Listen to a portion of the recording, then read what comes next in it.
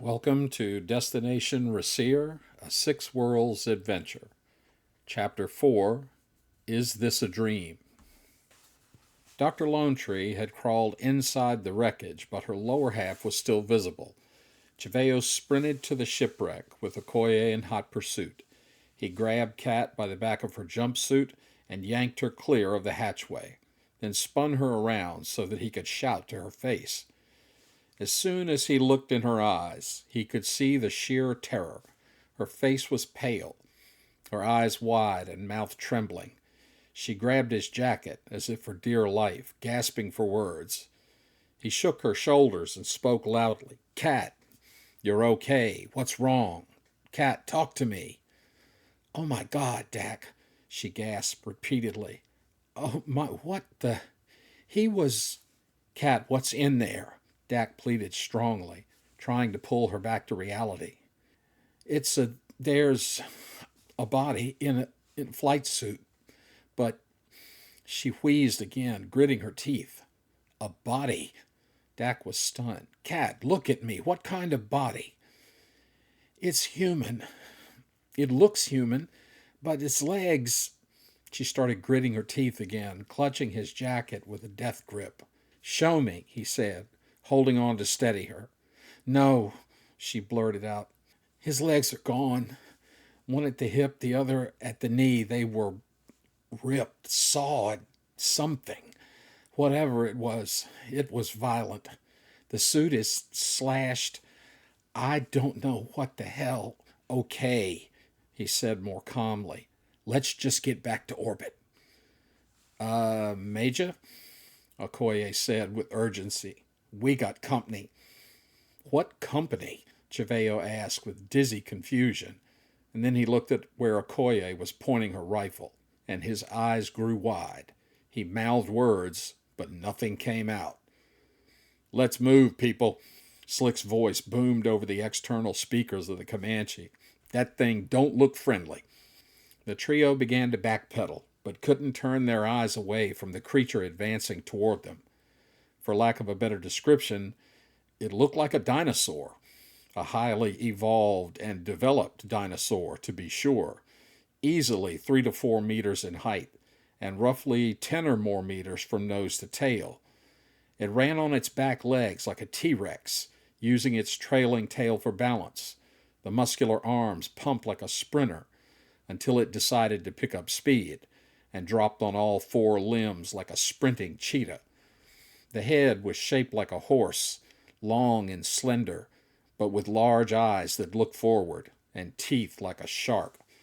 Dr. Lone Tree suddenly had a clear and horrible sight of what tore the legs from the crewmen in the crashed ship.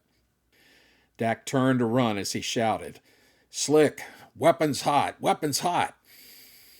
Just as Slick was preparing to set his sights on the advancing reptile, another creature seemed to fall from the sky. It landed squarely between the reptile and the Comanche, and the adversary suddenly took a defensive posture. Everyone froze at the cargo door, because if they were in disbelief before, now they were vaulted into another realm entirely. The creature in front of them facing the reptile was a shining black color from head to tail, and it stood in a slight crouch on 4 feet, like a panther ready to pounce. In fact, the back half resembled a muscular panther, save for the feather-like protrusions on either side at the base of its tail. The back feet had much larger claws than a big cat. Big was an understatement, as it stood with 4 feet on the ground and was still easily over 2 meters to its head. From the bottom of the rib cage forward, the fur-covered body transitioned to a blend of hair and feathers that continued all the way to his head. A pair of cat-like hairy ears were laid back in anger, and its large wings folded along its side and back. Aside from the ears, the head was like a bird of prey, with a hooked beak and large, deep-set eyes. The creature let out a low growl, like a tiger or lion, as the reptile dared to take a step closer. Lone Tree mumbled in awestruck wonder and fear. Is that a griffin? What the fuck? We're not here to fuck spiders, Okoye cursed. Now get the bloody hell in the ship. She latched onto Cheveo by his web gear, pulling him into the Comanche doorway with Cat in tow. The reptile took another step, and the griffin reared up on its hind feet, spread its wings wide, and belted out a furious roar that made the crew's blood run cold. The griffin launched into the air with a powerful beat of its wings, vaulting itself across the space between the two creatures. The griffin's front legs had talons like an eagle, and the enemies tore into each other with mad fury. The reptile got a grip strong enough to push the griffin on its back, but those rear claws cut deep into the reptile's gut, and it howled in pain. That moment was enough for the griffin to regain its footing, and like lightning, it drove its talon into the neck and shoulder of its adversary to the sound of cracking bones. The griffin roared and leapt skyward again, lifting the reptile to the treetops, where it turned and dove hard, slamming the life from its enemy. Blood flew on impact, and the griffin pulled chunks of flesh loose, flinging them aside like discarded rubbish. Then, with its beak, it plucked out one of the eyes, spitting it away like it was rotten. Shaking its talons and dragging them on the grass, it seemed to be trying to wipe any foul blood from itself. After a moment, it walked a few meters away, raised its tail, and shot a stream of urine on the dead opponent. The griffin then raised its head, appearing to stand tall, looking back at the crew of humans, all frozen in dumbstruck silence. The mighty creature nodded its head, let out a bird-like screech, and took to the sky, and with only a few beats of its mighty wings, it disappeared over the trees. Okoye slammed the cargo door shut. She got to her seat and clutched her rifle tight.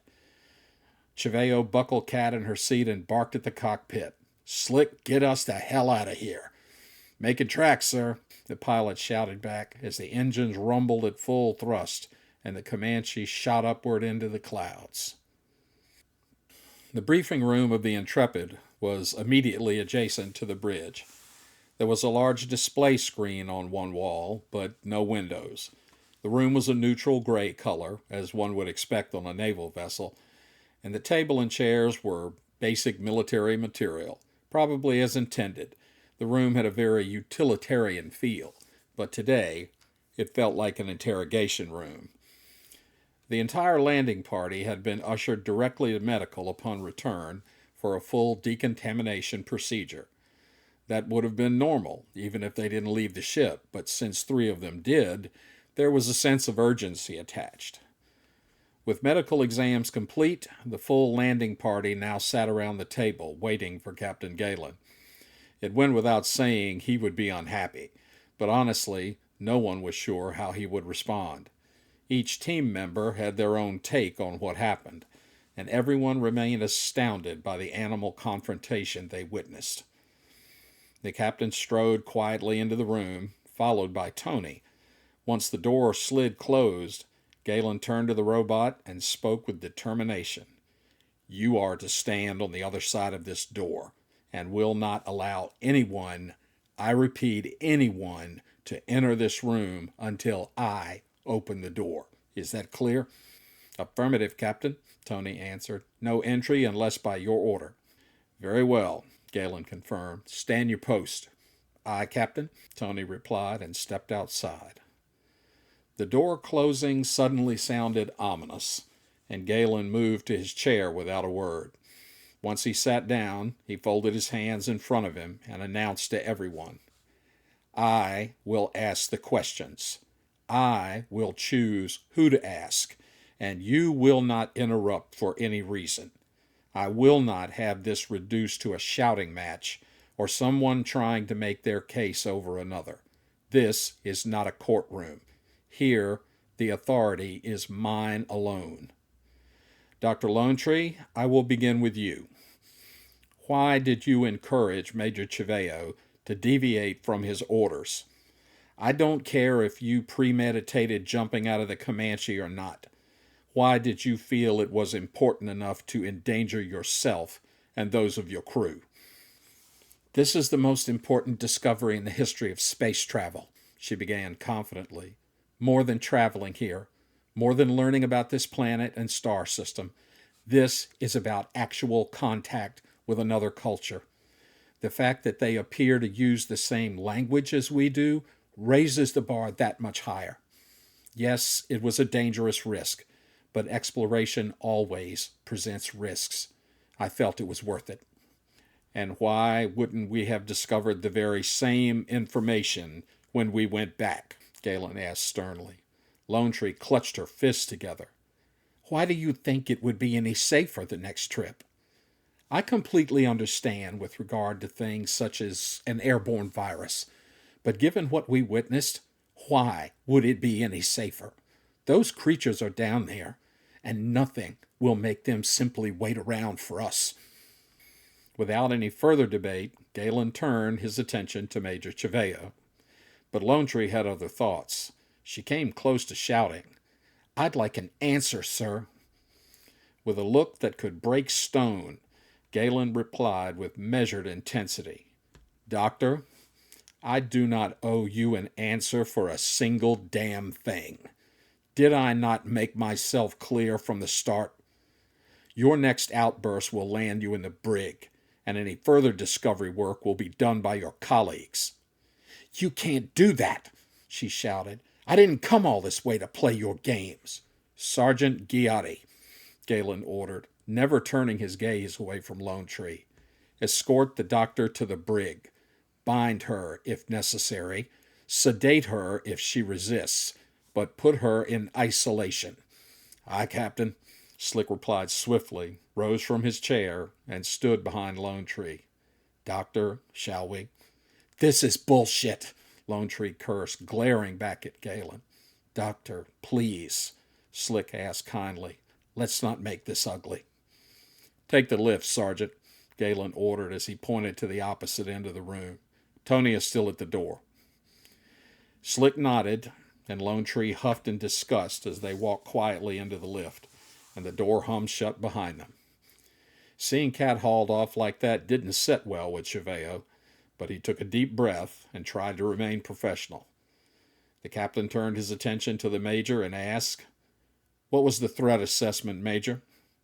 Sir, please understand that Dr. Lone Tree is passionate. Galen cut him off bluntly. Major, I will deal with the doctor. I ask for your threat assessment, nothing more. Aye, sir.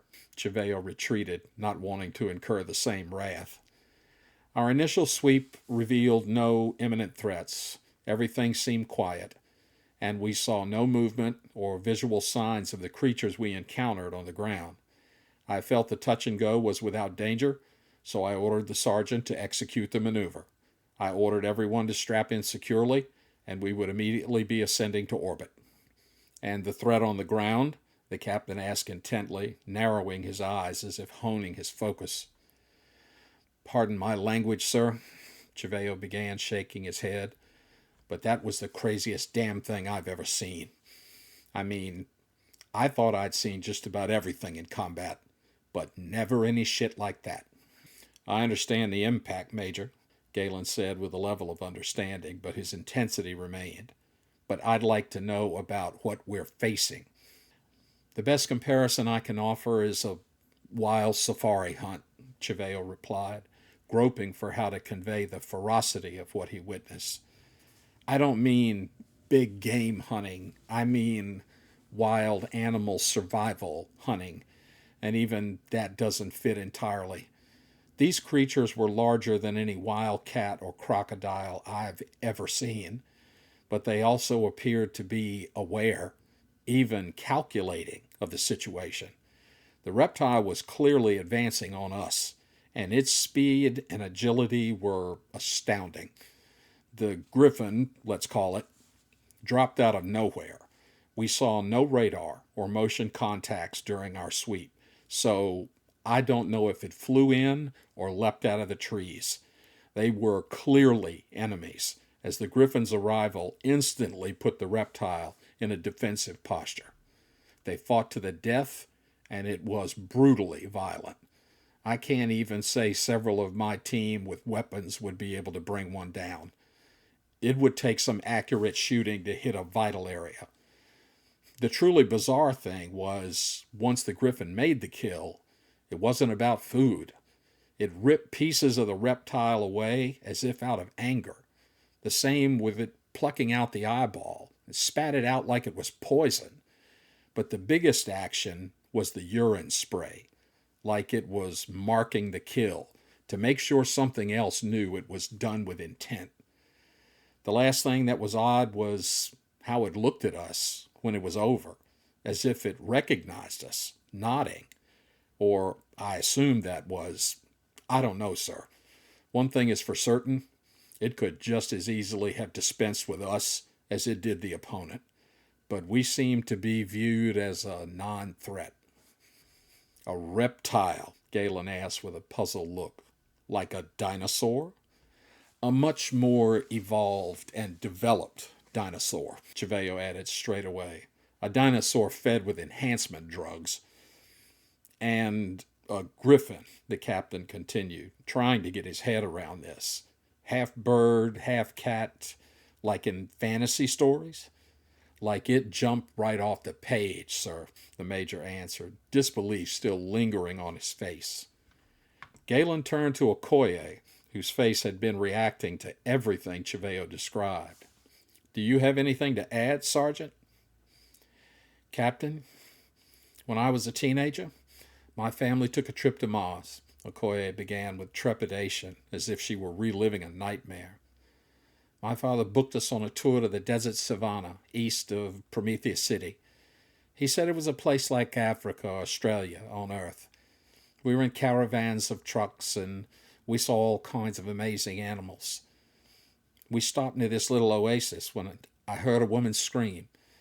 I turned to see a bull rhino charging full chat, and it rammed the truck in front of us, flipped that thing on one side like it was a toy. I sat there frozen while the others ran. I think it was my strongest memory of fear until today.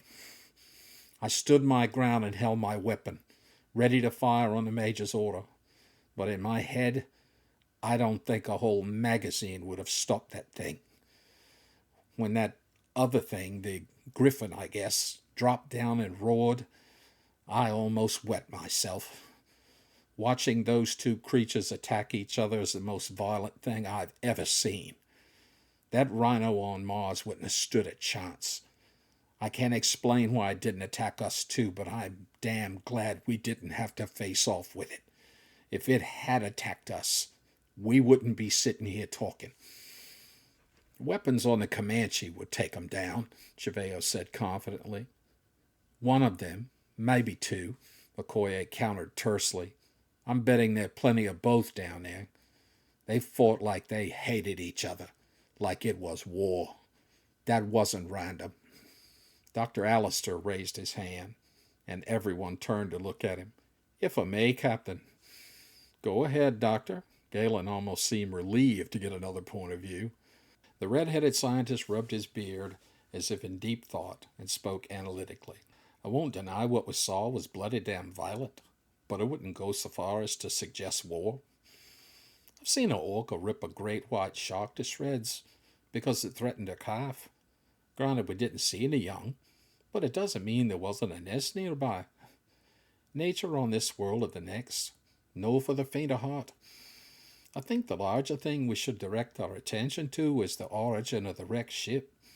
The fact that they shared a common language, an alphabet with us, is incredible. The remains Dr. Lonetree described only seemed to share anatomy was equally amazing. Whatever risk the nature of this planet imposes is secondary to finding those answers. That's not saying we ignore the safety measures, because just like the cage I witnessed the orca kill from, there must be a way to protect us long enough to gather more data and materials. That's the only way we'll get the answers we need. And we need the answers. This is the very essence of our mission here. Dr. Newton chimed in without asking, totally ignoring what happened to Lonetree. The essence of our mission was to determine if Theia was habitable or a candidate for colonization, and the evidence so far would suggest it is not. The dead crew of a previous mission, no matter if it was ours, tells us this place poses a mortal threat. We aren't here to wipe out or subdue indigenous life to make way for us. I agree gathering information from the downed ship is desirable, but not worth the cost of life and limb. Thank you, Dr. Newton, Galen said as if calling her down, but at the same time, she made some fair points. In retrospect, he relented. Is there anything else you wish to add? Yes, she replied instantly. I'd like to formally request that you release Dr. Lone Tree to return to her work. I think locking her up was overkill, and she's far too vital to our team to have her sitting in a cell because she spoke her mind. I will, Galen answered with calm resolve. It was always my intention to release her as soon as the briefing concluded. I had her removed because she was losing composure, and that's not professional. Speaking her mind is perfectly acceptable. Barking orders as though she were in command is not. In fact, why don't you go down to the brig now and inform Sergeant Ghiatti I ordered her release? Thank you, Captain, Newton said with surprised gratitude. Dr. Allister, would you like to join me? Aye, it sounds like a jolly good idea, he agreed pleasantly. Captain, might I have you leave to go? By all means, Galen complied with a smile, and the scientist left the room. The captain turned his attention back to Cheveo and Okoye. So, can we deploy defenses long enough for them to get what they want? With the Comanche for air support and armed squad on the ground? The major glanced at his sergeant. I think we can buy that much time. Agreed? Aye, sir, Okoye said hesitantly. But they need to grab what they're after and get their stonking bollocks out of there. Cheveo nodded in agreement and turned back to the captain. So what's our next move? I think some good points have been made, Galen began, trying to correlate all the views thrown at him during the briefing.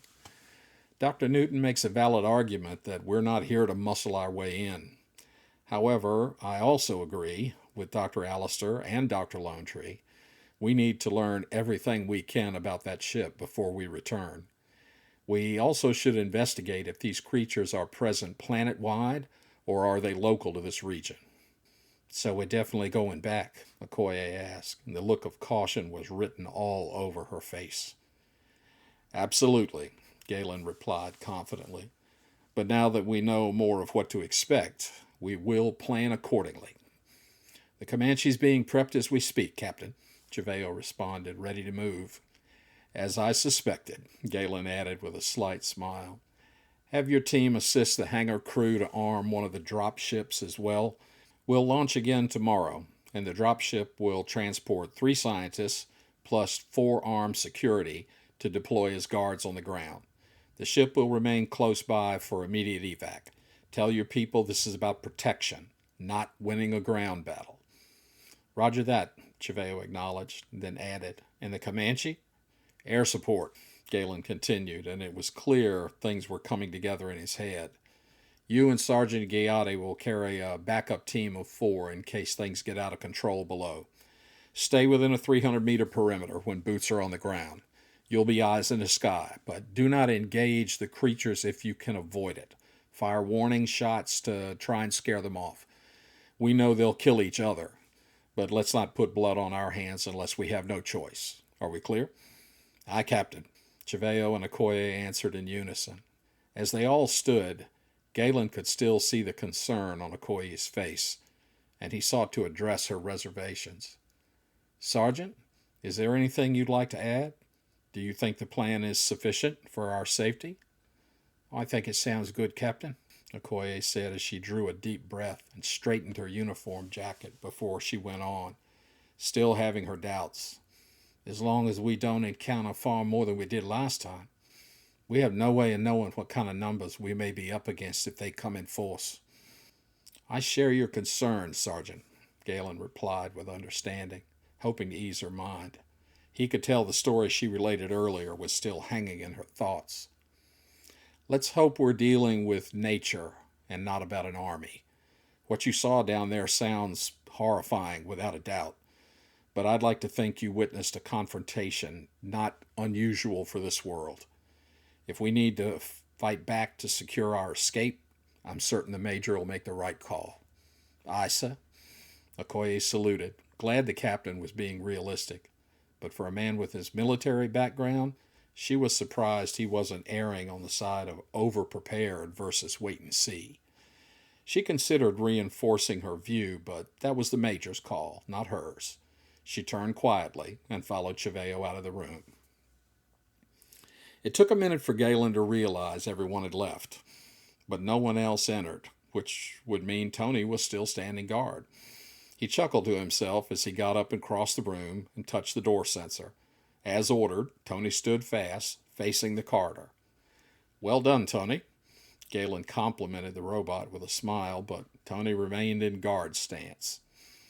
He shook his head, realizing nothing was going to get a reaction until the order was relieved. "Tony, you are relieved. Report to Major Cheveo in the hangar bay to assist with dropship prep." "Aye, Captain," Tony responded, gave a salute, and strode away. Galen laughed to himself and mumbled, "To think for a moment, I was expecting to hear, 'Thank you, sir.' I must be losing it out here." Stepping into the lift going down the hangar bay, Cheveo paused and ordered Okoye to go ahead without him. He confided in her that he was going to check on Dr. Lonetree, and his sergeant smiled and told him to get lost. Once he reached her cabin door, he hesitated to hit the sensor, knowing she might still be in a very foul mood after her trip to the brig. He huffed and decided fortune favored the bold and tried the door. It slid open almost instantly, and Dak could tell she'd been crying. He stepped in and wrapped his arms around her, and for a moment it seemed she would be okay, but she suddenly pushed him away. "Damn it, you could have stuck up for me in there," she cursed in frustration.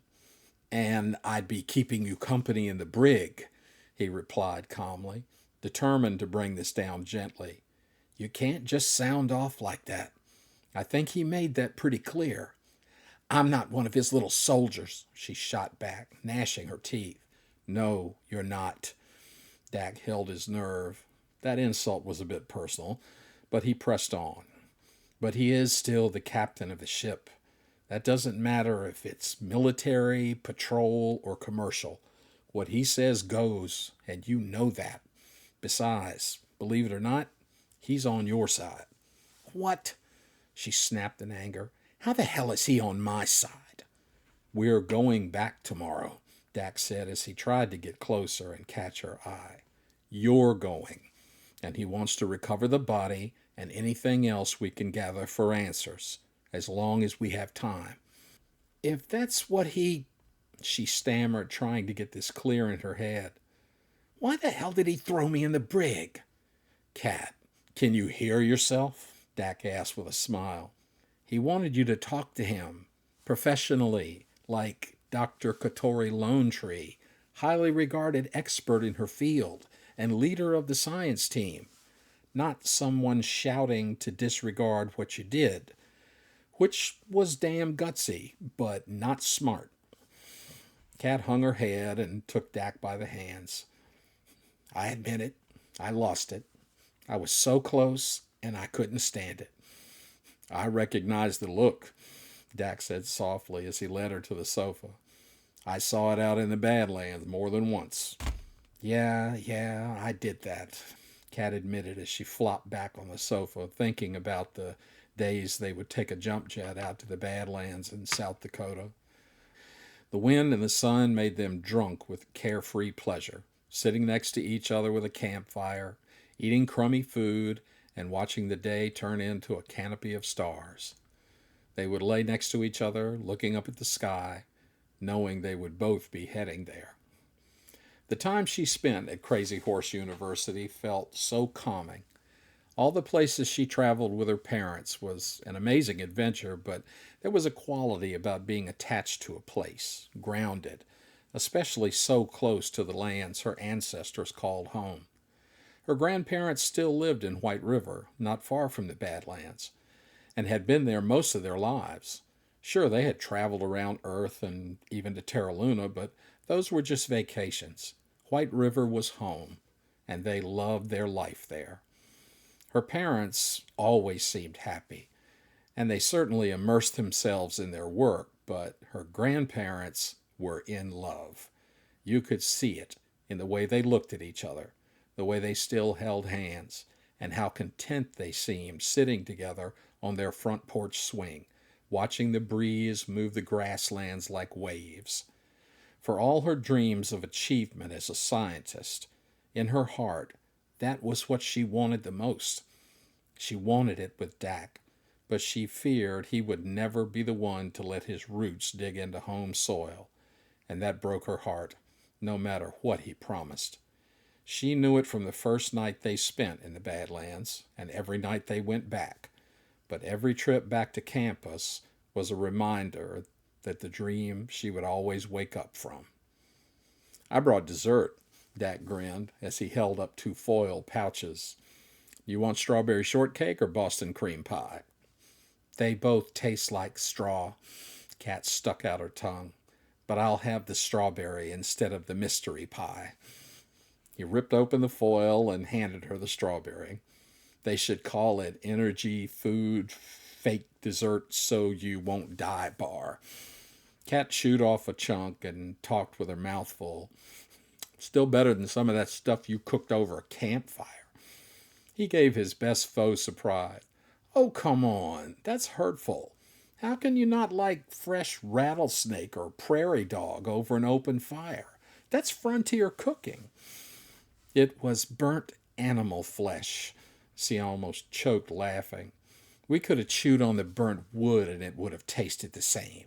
Oh, now that's low, Dak groaned, hanging his head and milking the moment, knowing she wasn't completely wrong. Sometimes the food just kept you from starving and not much else. Don't be hurt, she needled him. You've never been a chef. You never sat still long enough for anything like that. That comment struck a nerve, and he tried not to be hard. I sat for the same amount of time you did. Kat dropped her head and mumbled. We aren't doing this again. No, we aren't. Dak put down his dessert. I told you I love you, and I meant it. I meant it then, and I mean it now. I always knew Crazy Horse wasn't going to be where you stayed, no matter how much I wanted it to be. So I found something I could wrap myself up in until you finished your I don't know what to call it, education, dream, passion. But you were going to do that no matter what. It's all you talked about. But I loved how you used to talk about all those things you learned and wanted to learn. It was like watching a kid get a new toy. It lit you up, and I loved seeing that. Watching you go out there and dig in the dirt was like a treasure hunt. I mean, yeah, I thought it was crazy at first, but it took one trip, Kat. Just one trip out there, and I couldn't wait until you asked me to go again. I've never seen anyone so full of joy about something. Then one night over the campfire, you looked at me that way, and that was it. I was yours from there on, but somehow I knew I could never hold on to you. Kat wiped her eyes and sighed as she looked back at him. What are you trying to do to me? I'm not sure what you mean. He took a deep breath. Trying to convince you I care? That I always have? Trying to make up for, I don't know. I just want things to feel like that again. I still want to feel like that with you. Never hold on to me? She sniffed but broke down again. All I ever wanted you to do was hold on to me. You know there was no way I could do that, and you still go to Terra Luna. But that's all behind us now. Why keep beating each other up over it? She wiped her face and asked, why did you ever try to get close to me anyway? Dak fell back on the sofa and chuckled. Do you know what the other guys in class called you? Digger. They called you Digger because they thought you were strange for going off to the wilderness to dig in the dirt instead of going to parties or all the other places college kids go to act like fools. Plenty of them thought you were cute, but they also thought you were too weird to bother with. I wanted to know what made you tick. The curiosity was a big turn on, and I spent plenty of time out in the wilderness as a kid. My dad took me hunting and fishing and taught me how to track and survive. He was always so hardcore about that stuff because it was the way of our people, and I should know it. I honestly didn't like it all that much, and I figured if one trip out there with you was like that, my curiosity would be satisfied and I'd move on. But it wasn't. Not even close. Kat started to giggle and then smile. Well, it's good to know I was more fun than your dad. Why did you ever ask me to go out there with you? He asked with a grin. Kat sat up quickly. I didn't. You asked me. Dak protested in jest. No, no, I asked what you were doing for the weekend, and you said going to the Badlands. Yeah, Kat pointed her finger. Then you asked if you could come along. No, he chuckled more. I asked if you wanted company, and you said sure. That's the same thing, you goof. She threw her dessert at him. Dak caught the strawberry bar and it mushed in his hand, and he broke down laughing as a tear ran too. Yes, it does mean the same thing. But I would have followed you even if you hadn't offered. I knew when I looked at those eyes, I had to try. I mean, I didn't have to worry about you shooting me out there. You never carried a weapon. Kat jumped on top of him, grabbing him by the shoulders. I could have just beat you with a shovel. Dak snickered. Nah, you can't swing that high.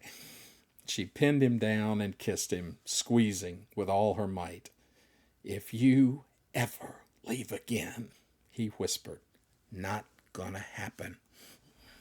That evening, the captain lay in bed staring at the ceiling, unable to sleep. All around the ship was peaceful and quiet, but like Shakespeare's King Henry, the night before combat was almost always disturbingly quiet. His mind walked back to the nights on the battlefield when Rachel lay beside him, trusting him to keep her safe. Tonight felt the same, but he wasn't going to the planet's surface, and neither was Rachel. But that same uneasy feeling remained. This mission was never supposed to be about combat. This was scientific research and discovery, the things that paved the way for a brighter future. But, he recalled, they said the same thing about terraforming Ganymede and Callisto. During the terraforming process, there were grumblings and rumors about groups that wanted the worlds for themselves, to not be under the rules of the six worlds. Those people waited and prepared, and once the worlds were ready for colonization, they decided to declare independence, and the conflict turned bloody. He often wondered if they were wrong. They had some valid points, but how they chose to express them threw reasonable solutions out the window.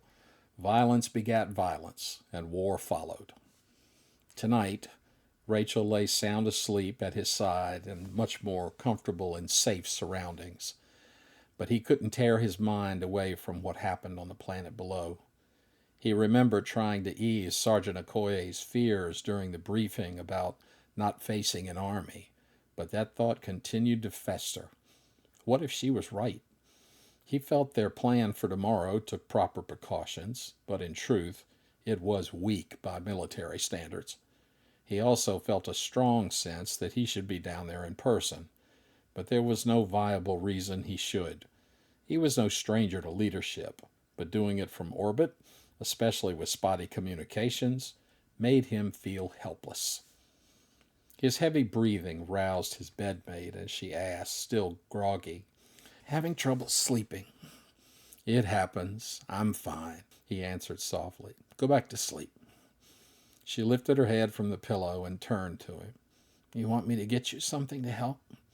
Go back to sleep, he said with a smile. That's an order. Psh, she snorted, almost laughing. You don't order me to do shit, especially in this room. She repositioned herself and tugged on the blankets. You're thinking about leading the landing party. That would be pointless, he sighed heavily, reaching his hands behind his head. True, she mumbled from her pillow, but that doesn't stop you from thinking about it anyway. I admit it, he huffed, turning on his side to face her. I'm not accustomed to sitting things out. Oh, for pity, she started in frustration, but jumped right to the point. Were you sitting things out on the bridge of a star cruiser? No, he groaned, knowing what was coming. I was in command. And you aren't here? She smirked. It's not the same, he rebutted firmly. That was a civilian ship. Oh, for the love of, she groused, sitting up so she could frown at him. What the hell do you think this is? Don't answer that. You were the one ticked off before launch because a Comanche was put aboard. Did that transform the whole damn ship somehow? Don't answer that either. This is all in your head, in your ego, and you know what that looks like? I'll tell you. It looks like you don't trust your first officer or Major Chiveo to follow orders or do their job unless you hold their hand. Did anyone do that to you? Well, there was, Galen began, but Rachel cut him off quickly. No, it hasn't, and you know it. She grabbed his face and kissed him. Now go to sleep before I knock you out. He waited until she laid down, turned over, and pulled up the blanket. He turned to face the wall, fluffed his pillow, and softly mumbled, It might not be the worst idea.